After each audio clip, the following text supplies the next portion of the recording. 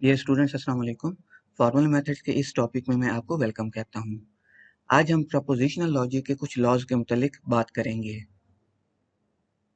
तो इससे पहले कि हम अपनी डिस्कशन को कंटिन्यू करें, मैं आपको बताता चलूँ कि इस वीडियो टॉपिक के अंदर और इन पीपीटी स्लाइड्स के अंदर जितने भी कंटेंट्स डिस्कस किए गए हैं वो इस बुक से लिए गए हैं, theory and problems of discrete mathematics, 3rd edition. तो जो सबसे पहला लॉ हमारे पास आता है वो है इडेम्पोटेंट लॉ। इडेम्पोटेंट लॉ में क्या कहता है कि किसी भी प्रपोजिशन की ट्रुथ वैल्यू का अगर आप उसके अपने के साथ और लेंगे तो वो प्रपोजिशन की ट्रुथ वैल्यू ही आएगी। फॉर एग्जाम्पल, हमारे पास एक प्रपोजिशन है पी, अगर आप इसकी ट्रुथ वैल्यू जो है वो ट्रू है तो ट्रू और ट्रू वो ट्रू ही आएगा। इस तरह अगर इसकी जो ट्रुथ वैल्यू है वो फॉल्स है तो फॉल्स और फॉल्स वो फॉल्स ही आएगा। तो इडेम्पोटेंट लॉ क्या कहते हैं कि अगर एक ही प्रपोजिशन का उसके अपने के साथ अगर आप डिसजंक्शन लेंगे या और ऑपरेटर लेंगे तो वो प्रपोजिशन इटसेल्फ उसकी ट्रुथ वैल्यू आ जाएगी। और इस केस में क्या है कि हमारे पास अगर एक प्रपोजिशन की ट्रुथ वैल्यू का उसके अपने के साथ आप एंड करेंगे तो दोबारा हमारे पास उसी प्रपोजिशन की ट्रुथ वैल्यू आएगी। अगेन ट्रू एंड ट्रू वो हमारे पास ट्रू बनेगा और फॉल्स एंड फॉल्स वो हमारे पास फॉल्स बनेगा।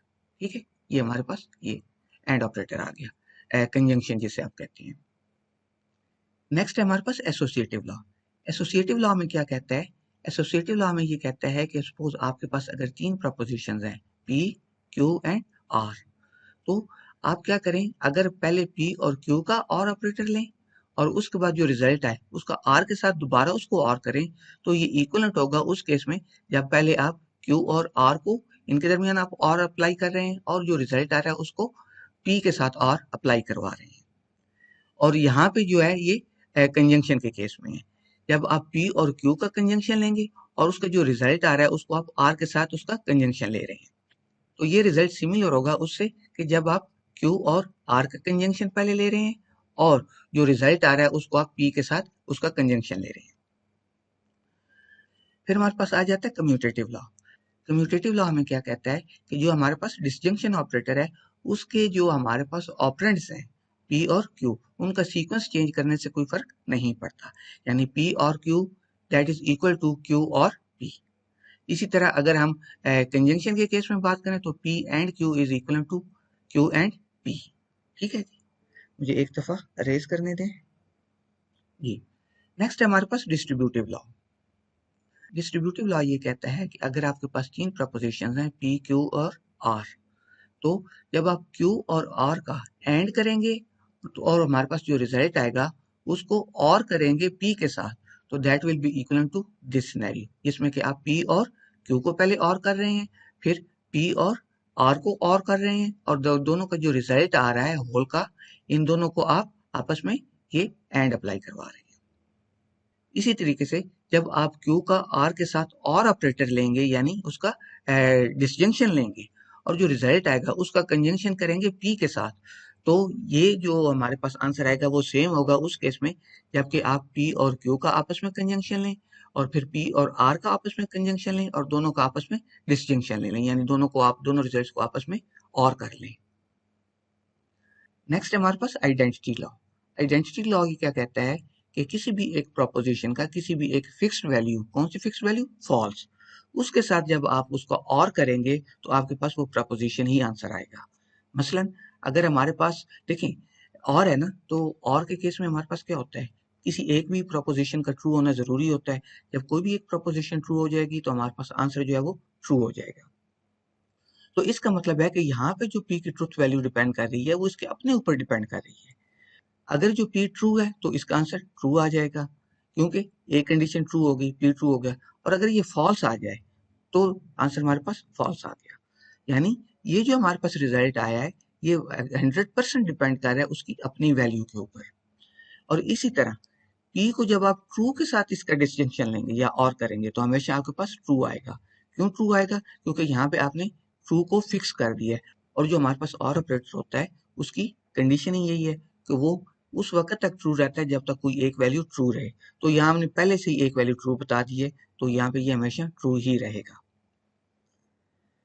अब अगर हम पी का एंड लें ट्रू वैल्यू के साथ तो हमारे पास क्या आंसर आना चाहिए? पी ही आना चाहिए।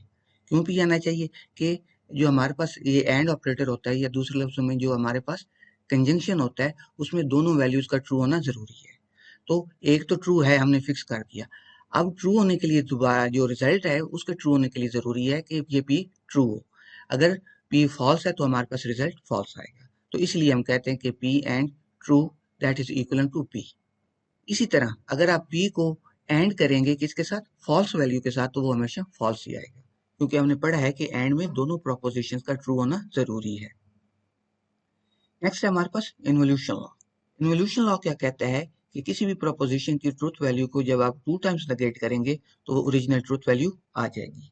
मतलब या इसको आप यूं भी कह सकते हैं कि किसी भी प्रोपोजिशन की जो नेगेशन है उसको अगर दोबारा आप नेगेट करेंगे तो ओरिजिनल वैल्यू आपके पास आएगी। नेक्स्ट है हमारे पास कंप्लीमेंट लॉ। कंप्लीमेंट लॉ में क्या कहता है कि किसी भी एक प्रोपोजिशन को जब उसकी नेगेटेड वैल्यू के साथ आप और करेंगे तो हमेशा आपको ट्रू वैल्यू मिलेगी। नेक्स्ट है आपके पास कंप्लीमेंट लॉ। कंप्लीमेंट लॉ में क्या बताता है कि किसी भी प्रोपोजिशन को जब उसकी आप नेगेशन के साथ और करेंगे, उसका डिस्टिंक्शन लेंगे, तो हमेशा आपको ट्रू वैल्यू मिलेगी। वो कैसे कि अगर p की वैल्यू फॉर एग्जांपल ट्रू है और तो फिर इसकी नेगेशन क्या हो जाएगी, फॉल्स हो जाएगी।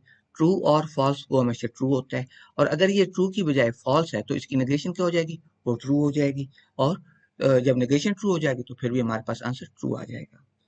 इस तरह नेगेशन ऑफ ट्रू जो है वो फॉल्स होगी। फिर ये हमें ये भी बताता है कि किसी भी प्रोपोजिशन को जब आप उसका कंजंक्शन लेंगे, उसको एंड करेंगे उसकी नेगेशन के साथ, तो वो आपको फॉल्स वैल्यू मिलेगी। अगर ये ट्रू है, ठीक है, तो इसकी नेगेशन क्या होगी, फॉल्स होगी। ट्रू एंड फॉल्स, वो फॉल्स हो गया।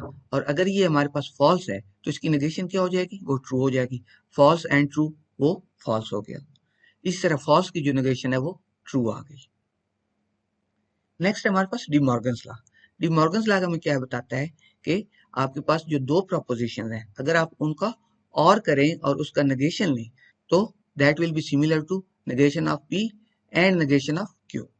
ठीक है जी। इसी तरह दो आप प्रोपोजिशंस का कंजंक्शन लें, उनका एंड लें और उसको नेगेट करें तो that will be equal to negation of P और नेगेशन ऑफ क्यू। इसमें ध्यान में रखना है कि यहाँ पे और है, यहाँ पे एंड है। इस तरह यहाँ पे एंड है, यहाँ पे और है। तो ये डिमॉर्गन्स लॉ है। तो मुझे उम्मीद है कि इन लॉज की आपको समझ आ गई होगी। आपके लिए इन लॉज को समझना इसलिए ज़रूरी है क्योंकि हमारा जो फॉर्मल रीजनिंग का प्रोसेस है उसमें जो हम लॉजिक यूज़ करते हैं उनमें इन्हीं लॉज को यूज़ करके आप प्रोपोजिशंस को ट्रू या फॉल्स प्रूव कर रहे होते हैं। अल्लाह हाफिज़।